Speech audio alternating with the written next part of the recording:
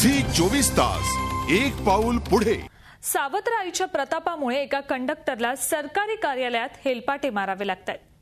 विशाल यांची 20 एकर जमीन त्यांच्या सावत्र आईने परस्पर विकली। हे जमीन विक्री प्रकरण रद्द करावे यासाठी विशालचे सतत सरकारी कार्यालयात हेलपाटे सुरू आहेत। पण सरकारी कार्यालयात दाद मिळत नाही म्हटल्यावर विशाल यांनी झी हेल्पलाईनची मदत मागितली।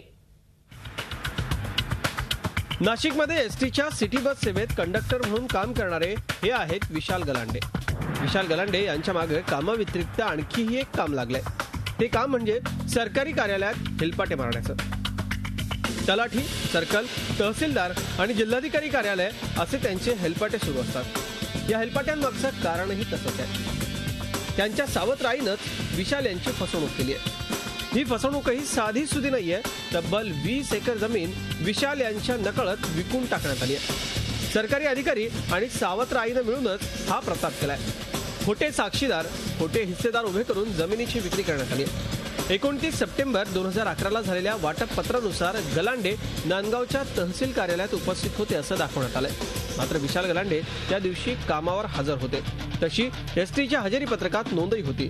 मात्र सरकारी दप्तरी जमिनीची विक्री तर झाली आहे। त्यामुळे हे जमीन विक्री प्रकरण रद्द करण्यासाठी विशाल यांचे हेलपाटे सुरू आहेत। माझ्या सावत्र आईनी आणि सावत्र भाऊ बहिणींनी नांदगाव तहसील कार्यालयात खोटे कागदपत्र करून वाटपपत्र तयार करून घेतलं। वाटपपत्र झाल्यानंतर तिने परस्पर त्या लगेच गावातल्याच लोकांना ज्यांना माहिती की यांचा वाद चालू आहे कोर्टात वाद चालू असल्याशिवाय आईने असं प्रकार केलं।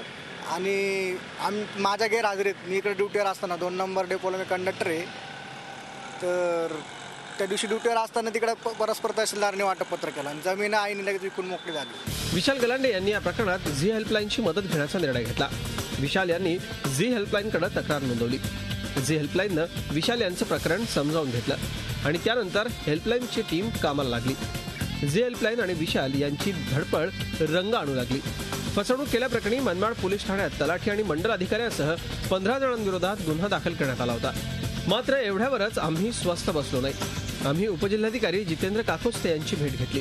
त्यांच्यासमोर हे प्रकरण मांडलं आणि त्यांनी या प्रकरणी कारवाईचे आदेशही दिले। उपविभागीय अधिकारी यांच्या निर्णयानंतर या प्रकरणामध्ये स्पष्ट होईल की नेमकं काय बाब झालेली आहे। संबंधित अधिकाऱ्यांनी जर चुकीची कारवाई केली असेल, त्याच्यामध्ये हेतुपुरस्सर चूक केली असेल तर त्यांच्यावर निश्चितच प्रशासकीय स्वरूपाची कारवाई होऊ शकते। झी हेल्पलाईननं पोलीस प्रशासनातल्या अधिकाऱ्यांची भेट घेतली। त्यानंतर या प्रकरणाच्या तपासाला गती आली आहे। झी हेल्पलाईनमुळे आपल्या हक्काची जमीन आपल्याला पुन्हा मिळेल असा विश्वास गलांडेंना निर्माण झालाय। विशाल यांनी केलेल्या संघर्षामुळे त्यांना यश मिळालंय। तुमच्यातही असेल हिम्मत तर तयार व्हा। झी हेल्पलाईन देईल तुमच्या लढ्याला साथ। शेवटी सवाल हक्काचा आहे। झी हेल्पलाईनसाठी मुकुल कुलकर्णी, नाशिक। झी 24 तास एक पाऊल पुढे।